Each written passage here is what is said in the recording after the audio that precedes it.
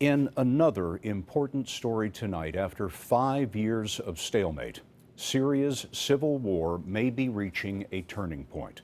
The Assad dictatorship, now backed by relentless Russian airstrikes, is close to surrounding the town of Aleppo, the rebel stronghold. Thousands have fled, only to be caught in a no-man's land on the Turkish border. Today, the UN described the dictator's offensive on civilians as, quote, extermination. Holly Williams has been reporting on the horror of this war, which is also captured in these pictures you're about to see. Another child victim of a war that even adults struggle to understand. This little boy was trapped under a slab of concrete until volunteer rescue workers managed to free him.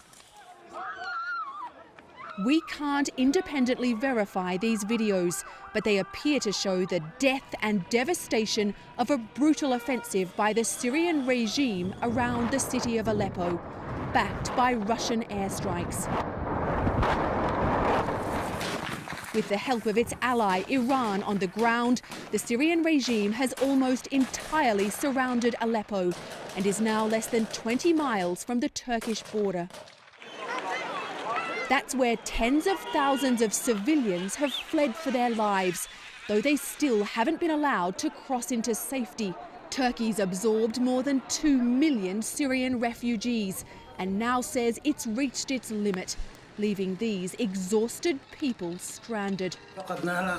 Mohammed Eid Hussein al-Ahmed is a spokesman for a Syrian rebel group that's fighting the regime in Aleppo and told us they've now lost their main supply route. How long can you hold out? How long is it until Aleppo falls to the regime? I can't say for sure how long it will be until Aleppo falls to the regime or Iran and Russia, he told us. We'll stand and fight whoever attacks us. The Syrian rebels, some of which are backed by the US, rose up against the regime nearly 5 years ago.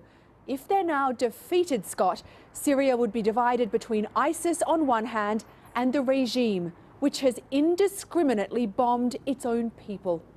Holly Williams covering the war for us tonight. Holly, thank you.